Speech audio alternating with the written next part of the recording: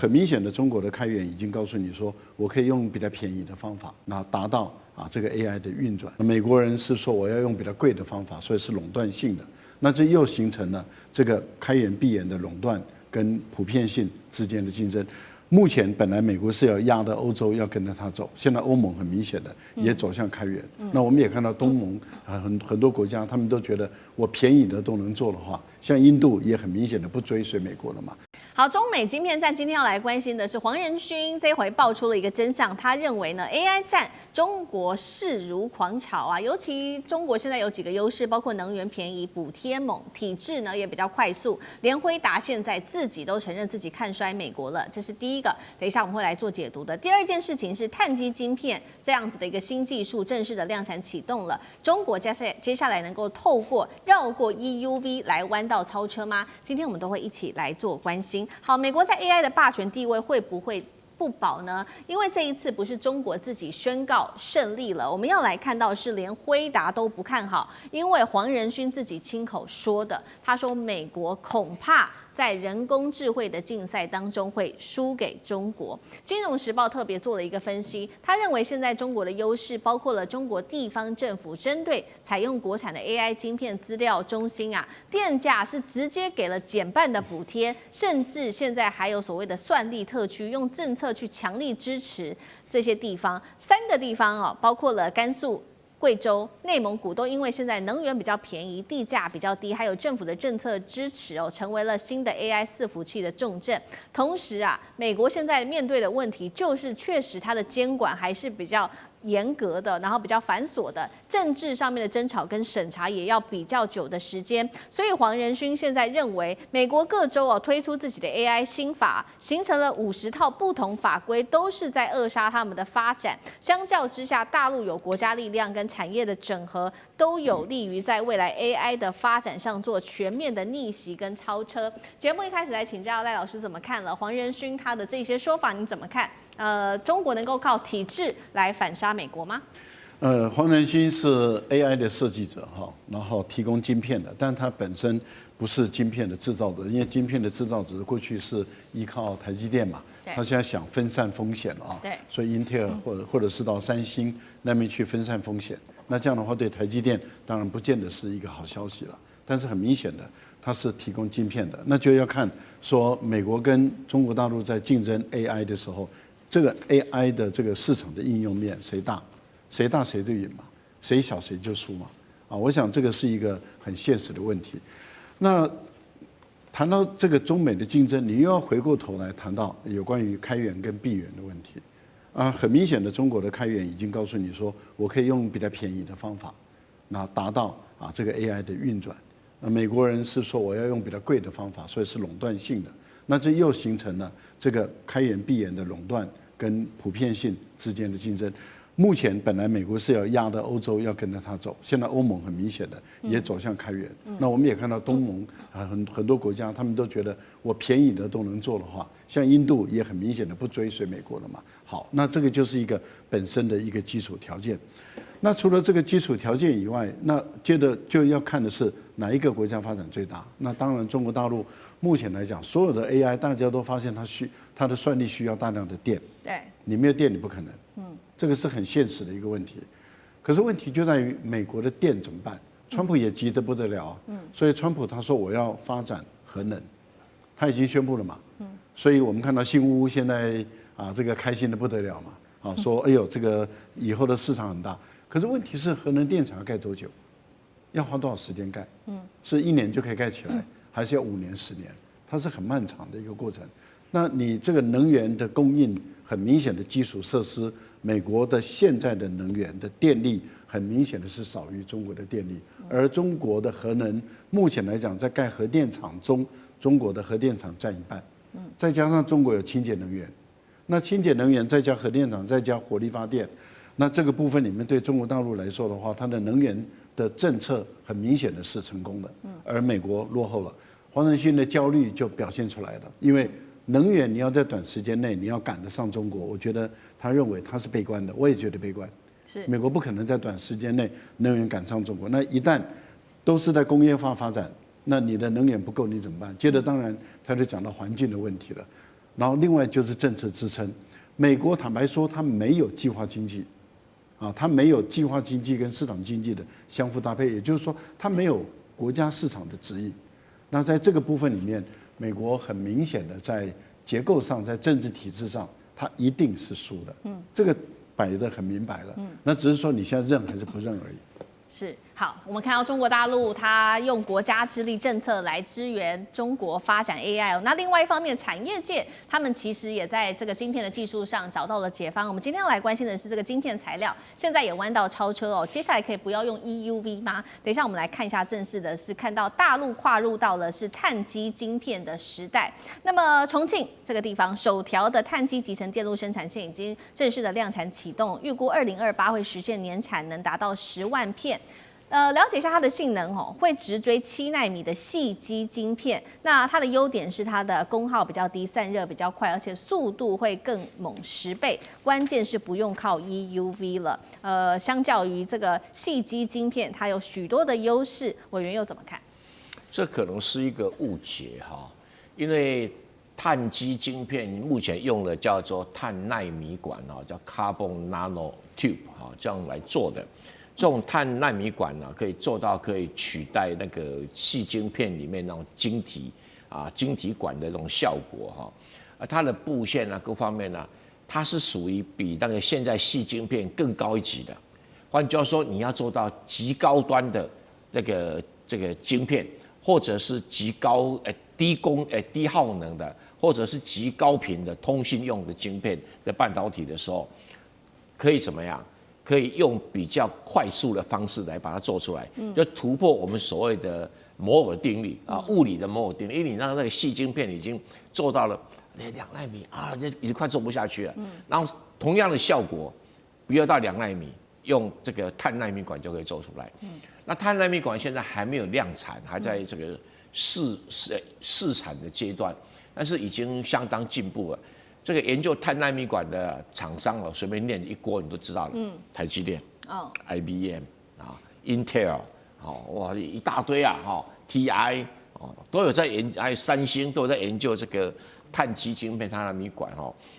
那中国大陆挑战当然很多了你说要不要 EUV？ 肯定答案要，还是要然后但是问题现在。在目前还没有高密度的量产的 DUV 就够了，DUV 够。但是未来真的竞争阶段还是会到 EUV，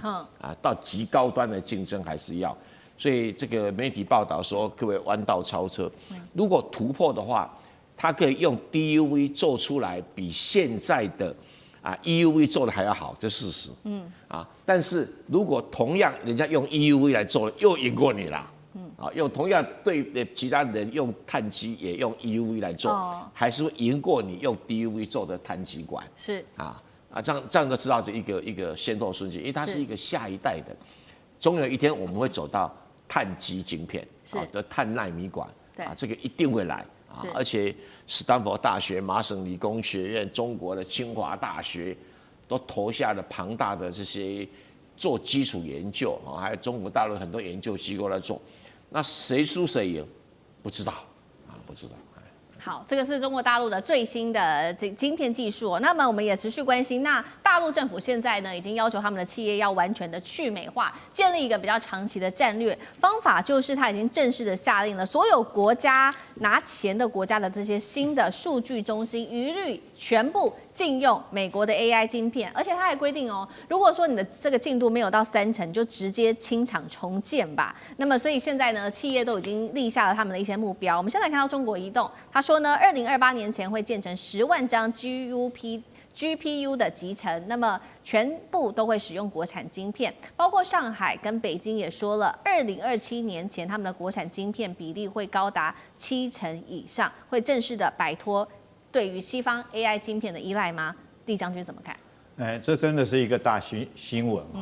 这个原来中国一直想要跟美国买晶片嘛原来说买 H20的，结果没想到这个美国还拿翘结果中国说你 H20有后门，我直接不要了，不环保那现在来讲的话，连 H100他都不要，不但连 H100他都不要，连贝克威尔前2天我们还看到习近平跟川普还在那边谈，我们还在讨论说是有没有可能把贝克威尔这款先进的晶片卖给中国哈。那川普还在那边讲说，哎，不会，我们不会卖给中国这个 Becquerel 最先进的晶片。结果没想到中国今天宣布说，我不要了，我自己来做哈。如果说甚至于说这个全中国来讲，你要是拿政府补贴的这种电力的钱的这种企业来讲的话，都不可以有美国的晶片，不只是 NVIDIA， 连 AMD， 连这个 Intel 都不可以有。所以那中国哪来这种底气啊？我们可以看出来，从3个方向来看哈。第一个来讲的话，中国认为自己这个国产可以这个晶片可以国产化哈。这代表中国准备背水一战，破釜沉舟，准备力战到底哈。而且他已经定出来目标，就是在这个2027年的时候哈，他现在来讲的话，晶片要达到70%以上国产的自制率。那目前来讲的话哈，它国产化是已经达到43%哈。那在2027年啊，这个它总共要达到83%，甚至有可能达到100%。那就是为什么？就是刚刚这个蔡委员所介绍的，他如果说是他能够弯道超车哈，用这个碳当做基底来讲的话，来制造就有可能避开 EUV 这个关卡，然后弯道超车成功。那第二个来讲的话，我觉得它是资料中需的这个供需平衡哈。那以刚刚来讲的话，就是在甘肃、贵州、内蒙这边来讲的话，我提供给你便宜的电价，补贴你1半的电力。虽然说你现在用辉达的晶片是会比较节能、比较省电，那你用这个国产的晶片是会比较耗电，但是我国家补贴你，补贴的好处之后就是什么呢？因为这个黄仁勋也有讲嘛，这个 AI 来讲的话，中国人才很多哈。那如果说是这个企业来讲的话，他买了国产的晶片，那这些制造晶片的企业，他有了钱之后，他自然可以去请这些高端技术的这种人才，还有它可以扩充它的技术设备，我觉得就变成一种所谓的良性循环哈。第三个来讲的话，那而后来讲，我相信中国来讲，它企业来讲非常的庞大，它不管是我们现在看到字节跳动、阿里巴巴哈、腾讯这些来讲的话，它都有很多的这种所谓 AI 晶片的需求了哈。它目前来讲是企业产业是今年去年2024年是185亿人民币哈，那预估到2027年的时候可以翻2倍到776亿人民币那么多。那我有那么多的一个市场的需求，那我当然有这种底气来跟美国叫板。我觉得这一把来讲的话，看得出来中国在 AI 晶片方面来讲，它彻底的摆脱美国。那我想说，黄仁勋这时候应该一个头。莫雷修在那边烦恼不知道怎么办哈，他贝壳威尔晶片如果卖不出去，其实对他企业来讲的话，可能他没有经费在做尔后的开发跟人才的聘请。现在矽谷全面的中文化非常的有意思哦。今天我来看的是中国大陆现在坐拥全球的70%的 AI 专利，跟美国做比较的话，现在是57-7的一个关键技术碾压，未来科技华人做主。今天我们会来关心这个大主题，因为呢很有趣的事情是，今天的矽谷最流行的语言，大家觉得本来是英文，但不是了，现在竟然是中文。几周前这一场 OpenAI 的开发者年会上面，场上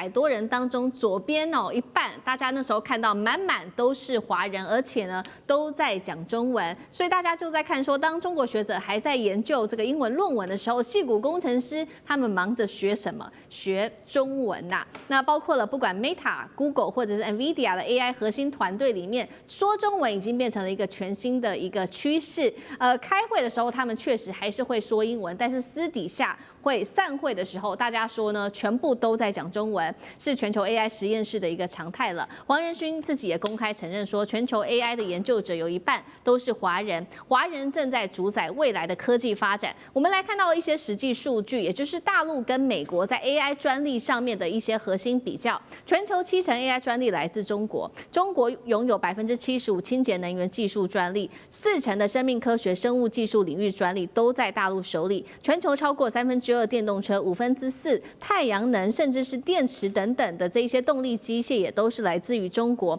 拥有全球1半以上的5G 的一些基地台，包括开源模型的中国厂都是由他们来中国大陆做包办的。所以呢，我们来看到这一位呢是这个前 Google 的董事施密特也直言了，董事长他说，如果美国拒绝承认中国的成就，那么终将失去第一强国的地位。连现在 Airbnb 都弃用GPT， 改用阿里通义千问，全球科技的权利，我们可以说转向华人了吗？上次哥怎么看？我觉得最近有很多这些比较中美之间科技技术发展的这些技术，那这个是最新的，而且它整理了那么多项，60项、60-70项。但是呢，我自己特别看的是 Bloomberg 在10月份也推出了13个指标，我认为这个指标很值得参考。他特别提出了在中国大陆13个里面美国只剩下绝对领先1个。有5个中国大陆是遥遥领先，我想大家很熟悉，包括无人机，我还是要讲一下无人机、太阳能、石墨烯，另外高铁跟电动车跟锂电池5大项。除此之外，他说另外有七大项，中国现在是快速的追赶，可能在美国是伯仲之间。这里就包括我们刚刚谈了很多，而且很重要的，包括人工智能，包括半导体晶片，另外包括类似像生物科技，另外还有包括像什么 LNG 造船的技术我想 Bloomberg 这个部分，尤其从产业投资全球的比较，而且13项来比较，美国只剩1项绝对领先。所以我觉得这已经那么多的更细化的在比较，这里头是包括从产业界，包括从研究的区块，还有经济学家们，因为像这样子的统计都不是什么媒体在搞的，都是由经济学家设计出一个对比的模型，有很多参考的数据统计出来，中国大陆已经领先到这个地步，所以非常非常惊人。所以大家其实要特别关注的部分是，现在这是就当下当下我们说2025年，因为去年确实中国怎么说呢？很多东西开始揭露，除了我们知道的无人就电动车的这些市场上的东西，我们想包括那一些稀土跟更多的。中国大陆到底强到什么地步？就这2年，中国大陆开始让大家看到，包括航太技术，包括军事武器，大家才吓到说，原来是中国已经是到这个地步，不揭露还不知道。所以要知道，现在中国大陆从今年开始，2025年之后，尤其2026年，中国大陆进入了“15-5”未来的5年跟10年的计划了。而且这里头其实有蛮多清楚的描述，但是我提醒大家，15-5到目前为止我们是中共通过了他的建议，接下来蛮重要是12月中旬的时候都会有中共中央的经济工作汇报，这个部分又是统整，然后再来就明年的2月、3月的时候，两会会通过这个15跟所有的细项，也许包括两岸之间相关的建设的东西，也就是说，现在中美的科技。未来5年，明年中国会发达到什么地步？明年2月就会全部定案了所以这里头我们对比，那美国呢？美国现在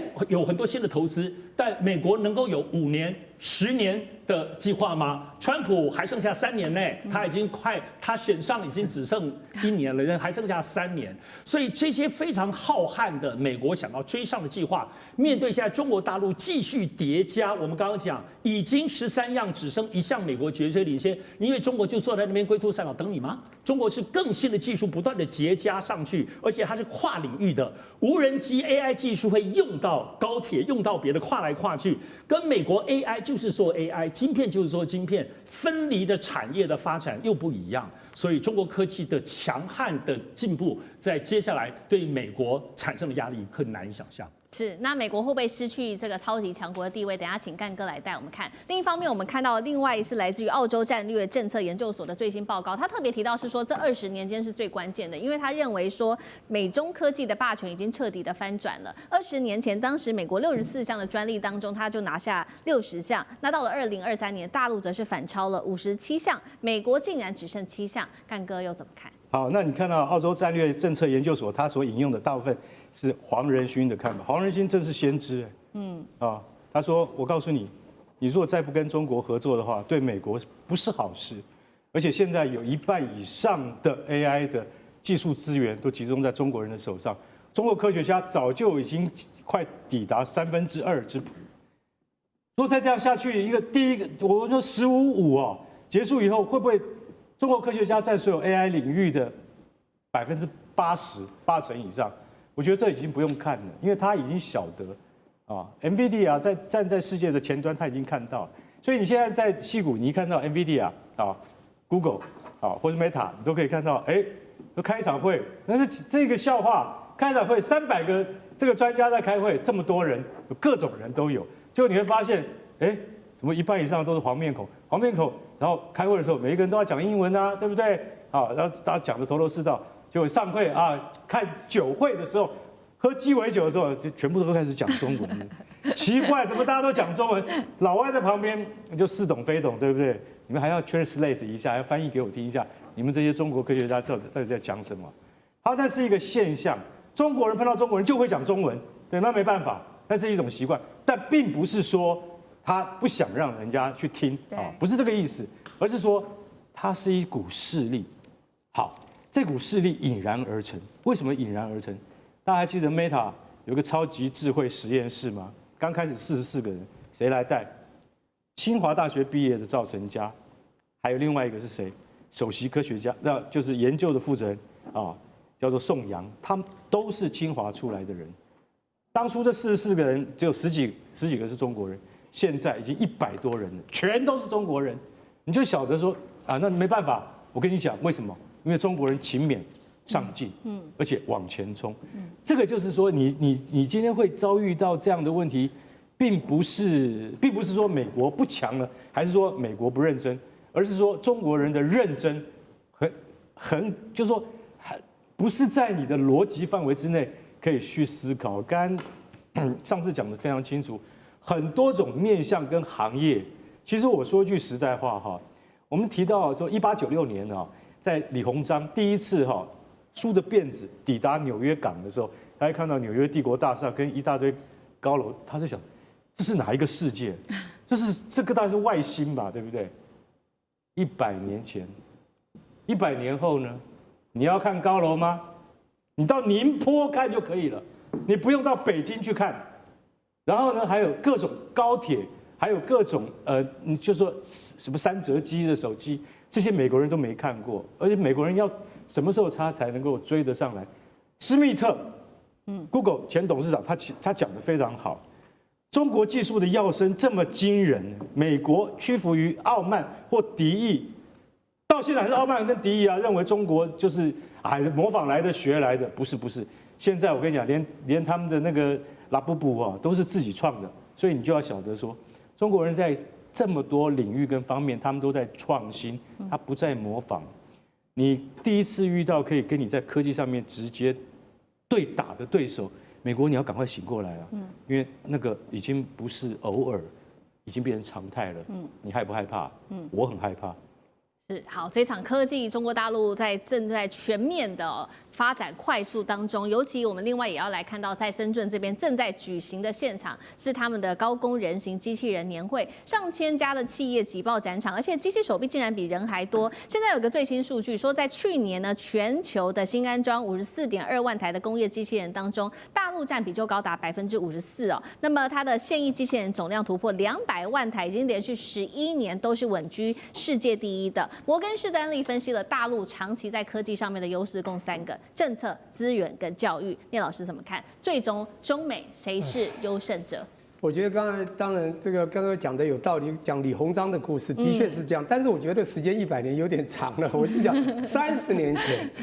我以全身份到中国，那个时候中国一片烂泥，他连一个亚克力都没有，全部就油漆木板。现在的他，不要说30年，10年就大巨变。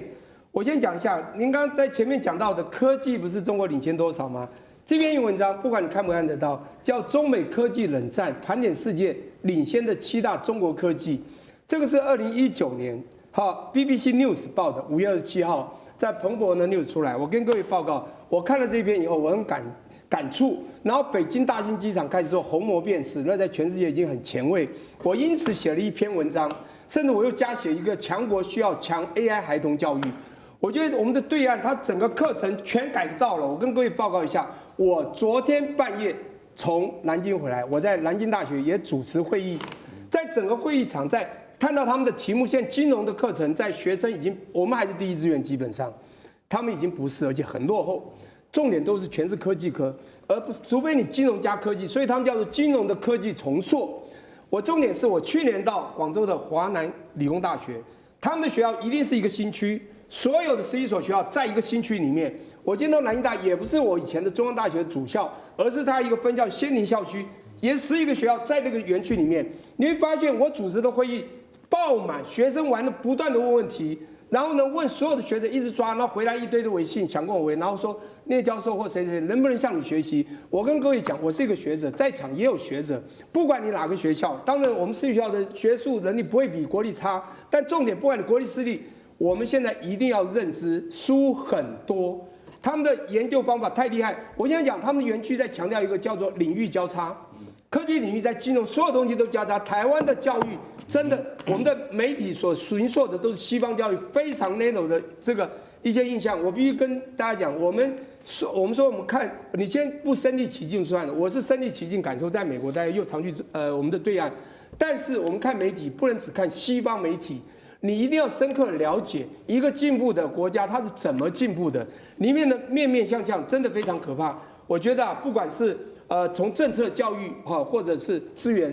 我觉得对岸的未来真的还不可衡量，它还在往上冲。好，中美之间的晶片战，赶快来看到是这一回是川普要怕了吗？因为他吹牛说呢，这个 Blackwell 领先了10年，结果竟然是被黄仁勋亲自打脸。另外，今天也会来关心到的是大陆的长兴 HBM 有了重大的突破，美中的这一场科技战现在可以说是正式的要彻底脱钩了吗？今天我们会一起做解读3个火线话题，等一下请来宾来帮我们做解答的。川普呢吹牛，他说 Blackwell 领先10年，结果黄仁勋就冷回他说，事实上呢，只差了几奈秒而已。美国禁令会不会让中国反而自己突围呢？等一下来关心的是长兴的这个新的记忆体的技术哦。现在说良率已经逼近了3星，市占率更高达15%。中国记忆体4强正式诞生，美国还有办法卡脖子吗？最后我们来看到是会不会有了华为撑场 AI， 长兴撑记忆体，中美之间未来会各走各路呢？今天都会一起的来做解读。我们来赶快关心到的是中美的科技战火越烧越旺。这一回呢，川普他在搭这个空军1号的时候，再度的开口，他这样说，狂吹。他说辉达的 Blackwell 晶片卖给别人，这一款晶片比其他所有晶片领先了10年，而且他说不会把这一款晶片卖给中国。另外呢，我们来看到黄仁勋就是立刻打脸了，他说中国晶片只有落后几奈秒的时间，任何低估华为的行为，他认为都是非常的愚蠢的。好，那杨老师怎么看？你知道奈秒它是一个时间单位，它是1秒的10亿分之一，哦，那我们通常有人大概现在都知道医美讲皮秒，对不对？那1奈秒等于1000皮秒，所以这个是它的形容，就是说非常的短暂，哦，非常的短暂。中国跟美国这个差距，但这个差距它的形容当然这是一种形容词，你一定要了解啊。可是实际上，现在你看黄仁勋这1、2天正好就在华盛顿召开辉达的就是开发者大会，他又再一次的强调，因为在 APEC 的会议上，哦，他也做了演讲，在他演讲之前，川习会举行，可是没有谈到晶片。美国这边是有就是说提到大陆这边会解禁一些限制，可是大陆这边也都没有提到任何相关的晶片的问题。那尤其就是辉达的 Blackwell， 而川普也明确的讲，他没有谈到这个东西。可是黄仁勋就不断的说，你要卖给他，因为他现在过去的市占率从95%现在降到几乎是0%，而整个对华的市占率不断的往下降。H20这种降格的产品都被认为要增加课税，被美国要课15%，而中国大陆官方甚至说这边可能有后门。那习近平还把它当作笑话，跟李在明说：“我送你一个小米机啊，看看是不是有后门。”所以这样的情况显现出辉达在大陆这边的这个市场现在受到局限。那黄仁勋一直不断的强调，其实让大陆用美国的技术，反而是可以去主导中国大陆在相关的科技发展上，未来在技术的依赖度上，还是需要美国啊。然后当然也让美国企业能够有所获利，你获利就可以转为做投资。作为什么研发，那你永远在技术上可以领先。现在 Blackwell 面临到的挑战就是华为，华为的这个升腾910C 和910B 它的这个 AI 芯片已经被腾讯、百度和位元组、跳动等公司采用，那现在用于在推理工作。所以这些 AI 的芯片，当然你说跟辉达一定还是有差距，而且另外一个问题，技术上有差距，还有呢产能上也有很大的差距。因为中国大陆现在有5000家 AI 的这个公司哈，它所需要的产能其实非常大。那即使是 H20还是受到这个支持，所以现在就是川普政府，我们就看接下来这1-2个礼拜，中美之间大概会签这个贸易协议，会不会谈到晶片的问题？会不会让辉达卖 Blackwell 给中国大陆市场？好，中美之间晶片战的最新进度，我们会持续的做关心。那另外一方面，这个比较有确切的消息是来自于大陆的半导体界有一个核心的技术上面的一个新突破，这是长兴存储了。我们来看到是他最新的宣布，他说呢，之前大家还记得吗？美国掐住大陆的 HBM 嘛，但是长兴存储这一次宣布了它的 HBM3重大突破，而且重点是良率竟然是逼近了三星，那么已经开始向华为等客户送样了。预估呢，2026年就是明年就会开始做全面的量产了。大家把 HBM 视为是 AI 晶片很重要的心脏，能够造出来才代表了一个国家的算力国力。那美国过去用这个来掐住大陆的脖子，结果现在大陆是用技术来做挣脱。刚刚讲了嘛，它不但量产，而且速度更快了，功耗更是一举下降了30%，良率产能也都上升起飞。目前现在做了一个估算，说明年底大概全球市占就可以高达15%，让大陆正式杀进了记忆体4强的行列。那么长兴存储也预计了，明年的第1季就会在上海正式的 IPO， 市值现在预估上看3000亿人民币，这是中国科技业跟美国分开的一个重要分水岭吗？美国未来还能靠 AI 记忆体卡大陆的脖子吗？委员怎么看？我们先跟大家讲一下哈 ，HBM 就是高频宽记忆体，它其实就是 DRAM 的一种，它只是用3D 的方式把它堆砌起来，然后可以直接粘在这个所谓的 AI 的晶片的基板上面。这什么概念？因为 AI 的晶片有3种啊，第一种就是这个辉达擅长的 GPU， 第二种是 Google 的 TPU， 就所谓张量处理器。那第3种是华为跟寒武纪的所谓 MPU， 就是神经网络处理器。它是3种不同的 AI， 它虽然都不同，但都是在做高速的训练推理啊。那么这里面所需要都是上兆元单位的运算。那你在运算在处理的过程里面，它是一方面运算，然后一方面累积记忆，就是资料放在记忆体里面，然后跑到 DRAM 里面，跑到这个 AI 运算完又送回去，是不断的这样来来回回，所以要速度非常非常的快，所以要高频宽记忆体啊，高频宽就是高速公路好几线道啊，低频宽就是高速公路只有2线道或1线道这样的一个概念。那高频宽记忆体呢，现在是全世界只有3家做得出来。就是三星SK 海力士，然后再加上美光。那现在长兴存储如果也做得出来的话，对中国来讲，在 AI 晶片是一大突破。是因为现在即使说我们用华为的这个升等的这种晶片 MPU 的晶片来做 AI 运算，可是我们仍然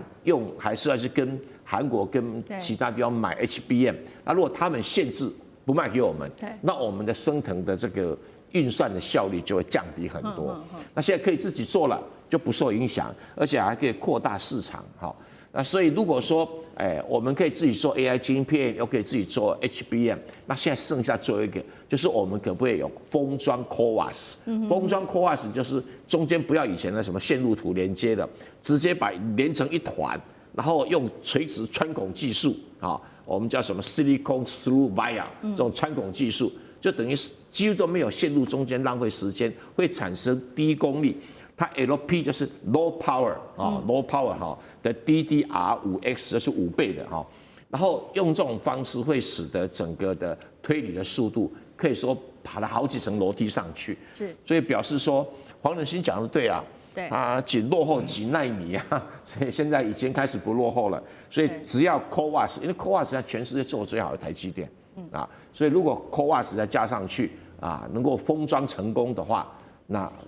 中国的只剩下 MPU 如何升级的问题而已啦。因为中国没有在 AI 晶片不是走 GPU 的路线，是走 MPU 的路线那这个还在竞争中，对，就说到最后是 Google 的 TPU 会赢呢，还是辉达的 GPU 呢？还是中国的这个什么的 MPU 最后会取得最大的胜利呢？坦白讲，没有人知道。现在刚刚在起跑点，假设我们今天是马拉松，我们现在才跑多少？才跑1公里而已，后面还有很远的距离要拼命了哈。那没有人敢讲说谁会赢啊，那只是目前看起来是黄仁勋跑在前面，可是不担保说，因为很多科学家讲 GPU 有个限制在那边，可能会被 TPU 或者 MPU 给突破过，那我们就拭目以待。好，所以我们看到大陆现在在这个晶片战，从设计、制造到记忆体都已经完全的自主化。那么封装还在努力的当中。那现在黄仁勋也都亲口承认了，他说大陆现在封锁我们的 H20的晶片进口，代表说他已经拥有足以支撑军方需求的 AI 晶片了，也暗示说，未来黄仁勋认为中美之间在这场科技战上面会正式的走向彻底脱钩吗？舰长怎么看？我们现在一直在讨论。中国大陆它为什么可以自主供应，然后可以跟美国科技脱钩？不怪别人，怪美国自己。为什么？我们现在拿出来这张图版其实是在2020年就已经提到的，无论是索尼或 NEC， 它的高层就已经特别提到这件事情。也就是说，如果说不让那个中国大陆它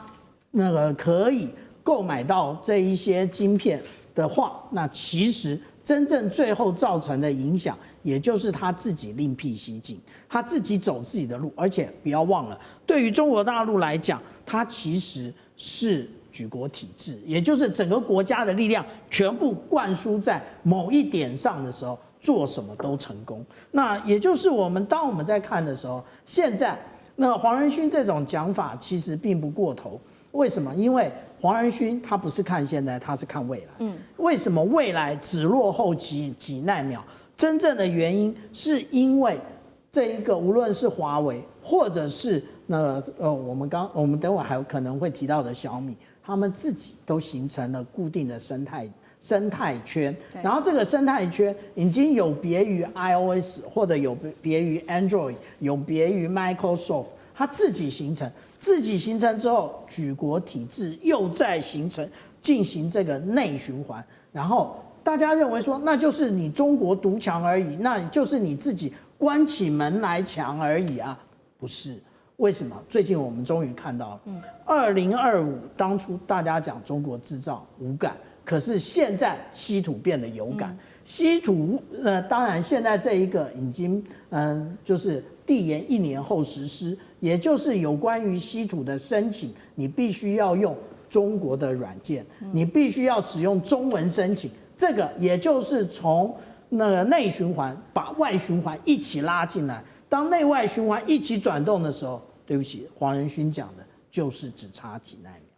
好，今天在中美晶片战，我们带观众朋友关心。先前黄仁勋不是说过吗？他说迟早有一天的，美国啊，你别以为自己在 AI 的领域上面稳赢中国，因为两边的差距真的只剩下奈秒而已。这个话才说完，我们要来看到他还说了，说华为会取代辉达，也都只是一个时间的问题而已。确实是这样子的吧？这句话好像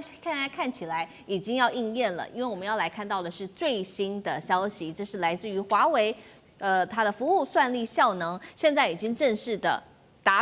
突破了，达到辉达 H20 晶片的3倍。尤其大家特别看到的是，华为在云端服务的50毫秒时延之下，实现了单卡每秒生成可以达到2400个 token 的能力。它除了支援自己的大模型之外，现在第三方模型也都可以做支援了，不管是 DeepSeek 或者是 Kimi 等等。我们来看到华为的高层张安平他怎么说？他说现在先进制程已经不是什么5奈米、7奈米都不是重点了，现在客户真正要的是这种优质的运算的一个结果才是重点。尤其今天呢，要来特别关心的关键武器来自于华为的，就是它的超节点了。超节点的话，它就不会只是靠单卡的蛮力，而是靠整个系统战。所以我们要来看到的是说，未来它是把数千张的 GPU 集成一个逻辑单元，用这种高速互联技术来弥补传统伺服器，不管是在宽频的这个不足，或者是高时延上面的一个问题，都可以来做补足了。等于中国终于找到了摆脱美国制程封锁的钥匙了吗？这个时候大陆的国产晶片就可以彻底翻身吗？靠着这样的技术，上志哥怎么看？哇，华为这次宣布这个 AI 晶片，简单讲就是打团体战。什么意思呢？我们过去在辉达晶片都是它每一个，我们讲 AI 晶片AI 晶片的每一块都非常强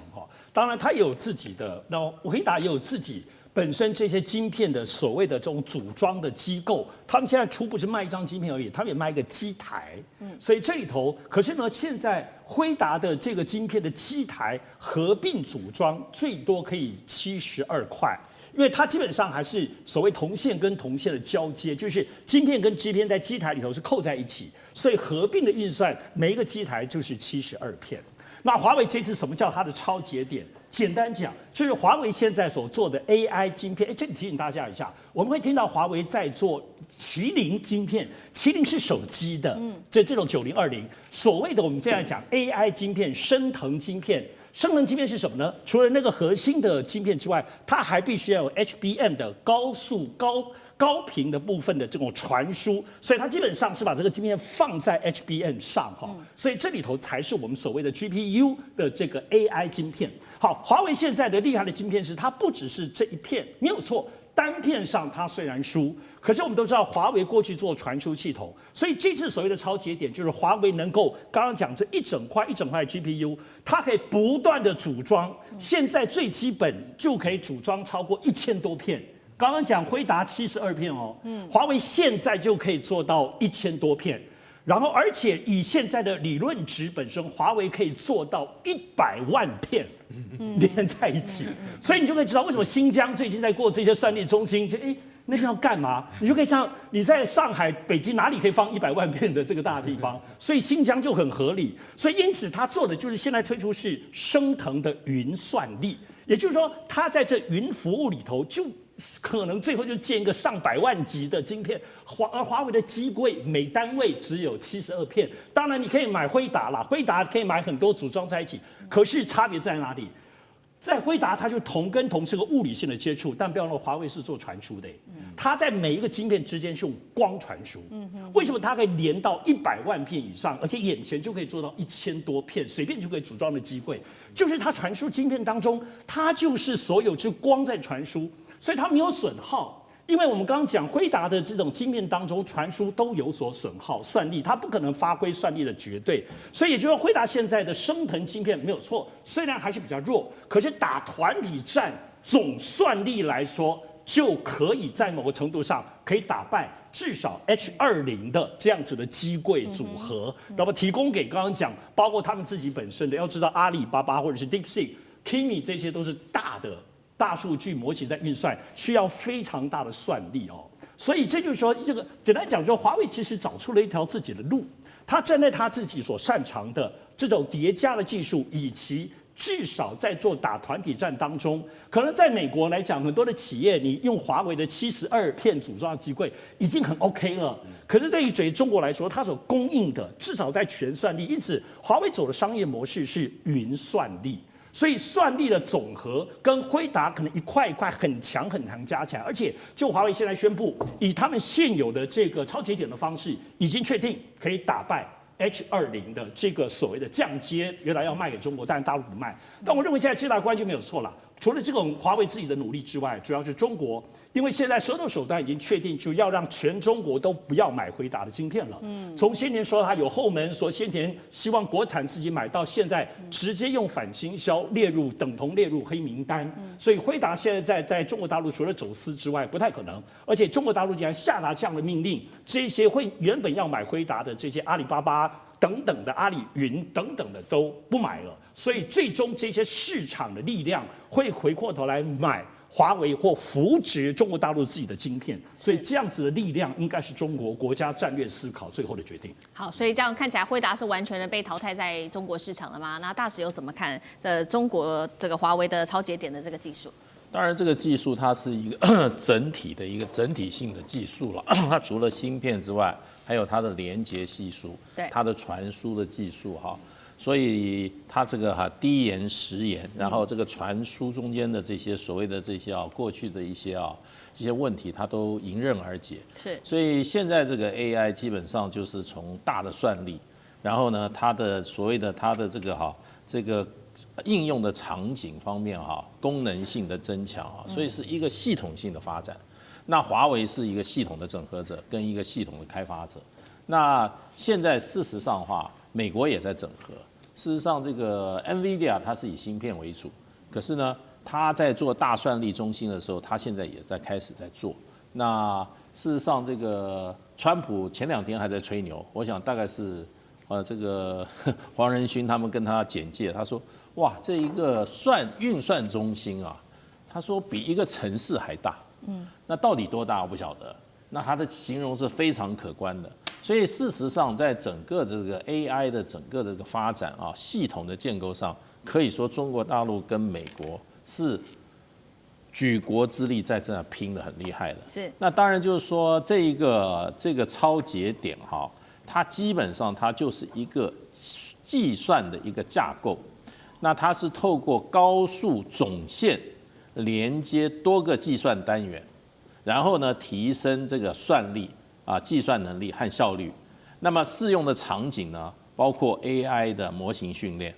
大数据的处理，然后大型数据中心、企业级数据中心及小型工作站。所以 AI 现在华为搞的是怎么样？系统的连接。是。那这个部分的话，当然它的所谓的基底还是要靠它的芯片伺服器。那可是问题就是说，你这么多东西连接在一起的话，那你这个连接它中间的时延，就是说时间的延，它可以把这技术都克服。所以现在的 AI 基本上除了晶片以外，还有就是整个系统的建构。那把这个大的算力给各种的这种这所谓的这种运算的这种这种训练模型给予它更好的一个发展的环境。好，华为有了这个新技术之后，我们也来看到，所以它接下来呢，已经宣布了未来3年它有一个新的蓝图，一共是3年的计划。那我们请导播帮我们 take 上面包括了未来3年的蓝图，它主要就是发展在它的升腾晶片上，不管是升腾，我们要先来看到2026年它说发展出的950PR， 这个会搭载自研的 HBM 记忆体，还有互联频宽可以暴涨2.5倍，另外还有升腾960、970等等都会持续的做升级。再来，刚刚提到的超节点也会持续的做发展。最后，我们来看到它也打这个 AI 的人才大战。这个是来自于《金融时报》的最新爆料，说华为给他的工程师的薪资比辉达在中国的待遇高出了1倍。所以呢，本来在这个 NVIDIA、AMD 或者是 Intel工作的这些尖端的华人高层，他们也纷纷的回流了，愿意来为华为来打拼了。3年内有没有可能反超辉达？有这么快吗？中国 AI 的华为时代真的在此刻算是正式开始、正式到来吗？华干哥怎么看？身为 NVIDIA 的负责人黄仁勋不能把事情讲得太明显，但是他很怕是真的。为什么？因为这个工程师私底下就讲，你要问我是多少钱被挖走的，我当然不能告诉你，但是非常具有竞争力。什么意思？1倍而已吗？如果今天是只有1倍而已的话，我觉得很多在美国工作很久的工程师，他不见得那么容易被挖。你知道为什么？他要举家搬回自己的国家啊！老实讲一句，你归于回又不是那么简单。所以黄仁勋他很知道，他不但知道我流失了什么，或者是应该讲美国流失了什么，所以他认为说，现在美洲之间只有奈秒之差很小。华为3年之内弯道超车，我跟你讲，明天一觉醒来，说不定你就在某些领域被他超过了，这都是有可能的。为什么？国家请整个国家之力在支持晶片产业、半导体产业，所以我觉得这件事情，老实讲一句，美国他始终没有去理解到他的问题在哪里。而且刚刚那个谁，上次有讲了，他说我干脆我跟你讲，他说他的 Unified Bus 它连接多达15488片升腾的 AI 晶片，15000多片，那怎么连呐？你是不是要等于一个城市一样？本来就是。那我们有这样子的那个计划跟场域，可以去做这样子的连接。坦白讲一句，没有一个国家是做得到的。你在美国，你要怎么样？要先选址，再设厂，再开始开发。其实这些东西都经过很多很繁琐的行政程序，所以用这1万多片的这个晶片的连接，他说你看那个华为的那个轮值董事长张平安他就有讲啊，未来不是5奈米或7奈米的问题，是云算力一定是要它的品质、它的优越性，所以最重要的不是几奈米的差距，而是你的云算力是不是真的能够达到客户的要求。很多在这个全球它等于实力直牛耳这些客户，他一定要你的算力是有绝对的保障的。升腾960、970在这2年之内，到2028年之内，一定会持续的改进。所以我觉得华为在这2-3年之内，它很可能会走出自己的一条路出来。而美国可能在这方面必须很认真的跟中国来谈一谈，就是说你是要继续，我现在 H20我都不要了，你现在到底还要限制我什么？对，我以后会有 H20 3倍的算力。所以我觉得像这个产业里面，我觉得很多惊喜啊，比它的国防武器还要令人惊讶。这是来自于华为哦。我们要来看到今天的火线话题会来讨论的，就是因为华为这次真的又砸了重金10亿，推出了这个叫天宫计划，并且正式的宣告 AI 代理时代开打了。那 AI 代理跟过去的传统 AI 又有什么不一样的新这个功能，或者是有什么代表性呢？等一下我们会一起来做关心。代表说中国要全面替代美国技术了吗？另外今天也会来关心到的是华为的升腾晶片，现在预估呢会4连发。接下来节目我们会看到4款的晶片哦，包括了这个超节点的算力都能够反压辉达吗？第2个问题，最后我们今天也会来关心这一次这个同样也是最新的消息，黄仁勋决定了1000亿来砸在 OpenAI 上面，美国 AI 最后能够甩开中国遥遥领先吗？等一下都会一起的来做关注。赶快来看到华为的最新动态，是在他们在全联接大会2025上面，他们宣布了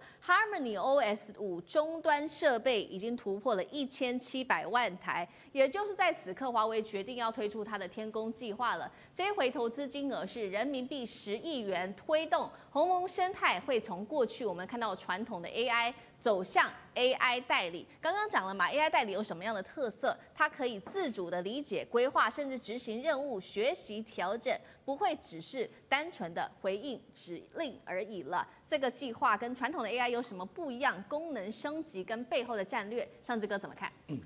首先我们听到很多，不管是华为啦，包括整个美国硅谷的、矽谷的所谓的最新科技的时候，其实我从资本圈的专业角度，首先都会看它的资本有没有钱。市场怎么样？然后经营团队有没有人才来评估？但是让这些年不只看这些哦，现在要看的部分是第一的，它的供应链，这个技术在整个供应链里头站在哪里，有没有优势？其次，最核心的或最终极的，就看有没有生态圈。像我们提到华为现在做它的整个天宫，要做华为自己本身的所谓 AI agent 的生态圈，我讲这很重要哈。我们过去讲鸿蒙系统，它简单来讲就是鸿蒙的生态圈，而且是 AI 的生态圈。过去听说鸿蒙生态圈是 APP 的生态圈，现在为什么叫 AI 生态圈？我让这里头首先大家 AI agent 可能不熟悉，我简单讲 AI agent 从2个角度，第一个从 user 的角度，使用者，像我现在已经没有在用 AI 的 APP 了，我现在都在专挑 AI agent 的 APP，因为我要做的任务东西，比如帮我找文章、收集资料、帮我画图，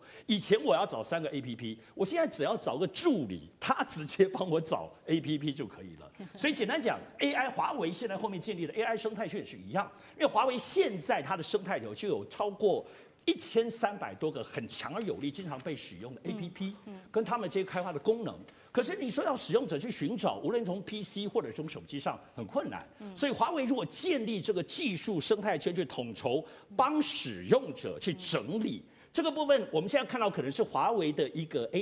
统整的一个功能，直接告诉你什么功能可以用，就省去了很多麻烦。二方面，它也直接可以跟这些帮他开发的这些死忠的 APP 绑得更紧，包括分红、利润这些也可以很清晰哈。我想这大家应该有点理解。当然，华为这次具体的宣布其实还是个很宏伟的，他宣布他未来这个生态圈要有1万个服务。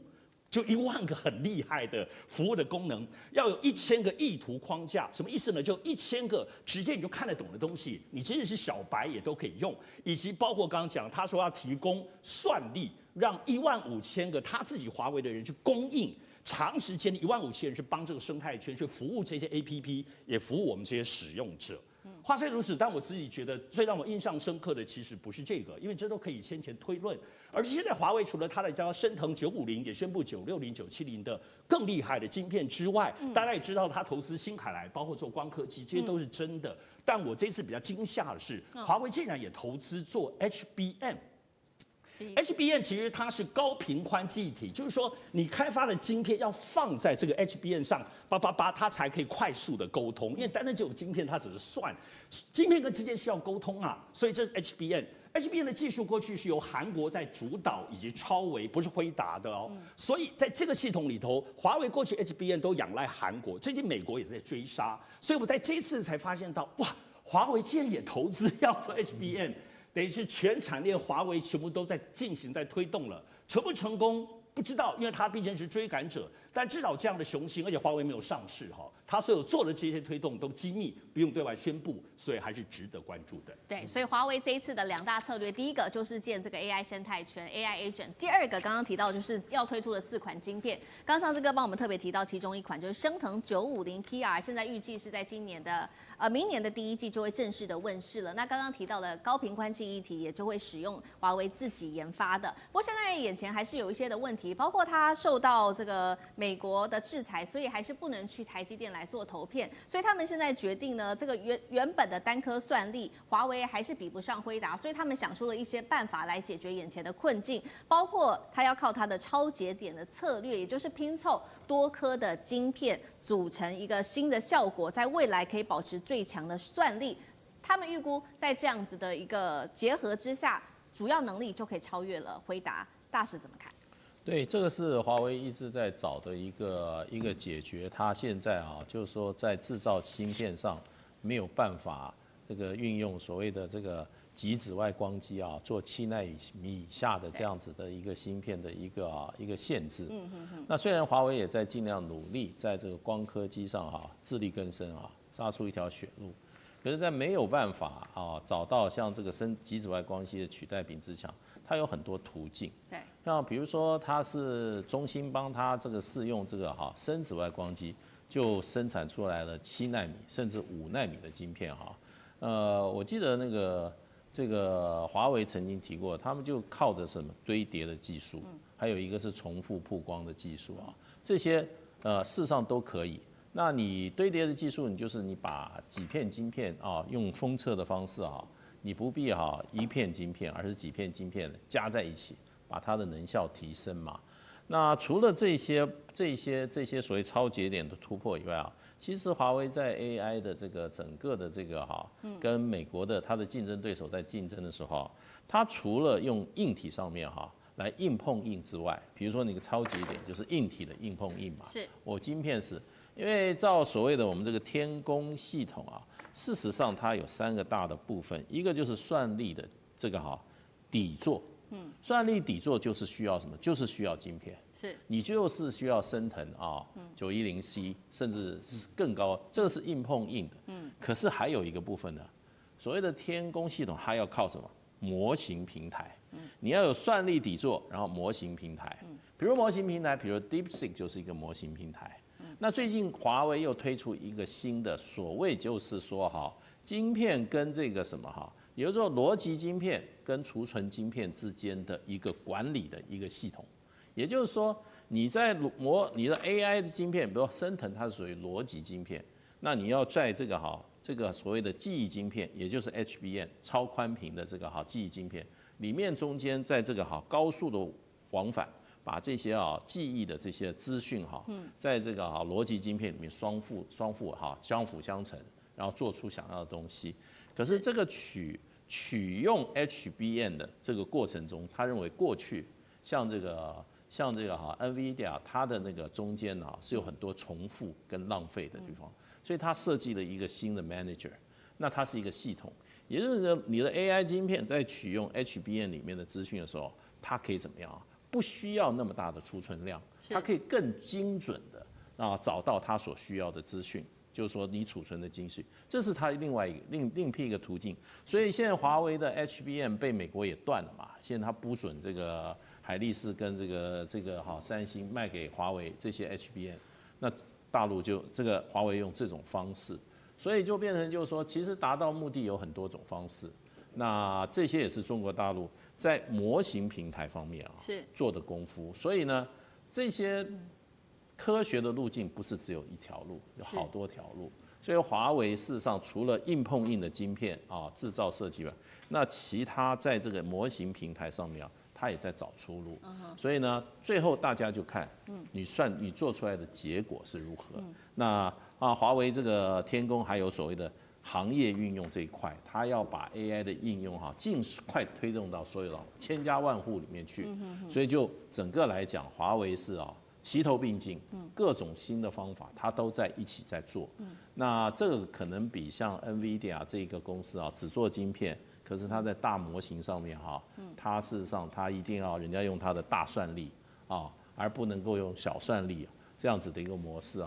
可能 NVIDIA 没办法突破，可是华为做得到。好，谢谢大使。那我们刚刚关心的是中国大陆它现在的进程。那我们现在也来看到，因为最新消息这个同样也是来自于辉达，因为它也最新宣布了，它接下来同样为了拼 AI， 所以它投资了1000亿美元帮这个 OpenAI 来打造它的下一代超级数据中心，用电量现在根据统计会高达10 gigawatts， 配备数百万颗 GPU 来支持它最先进的 AI 模型的开发。那这个就能够帮助美国 AI 甩开中国吗？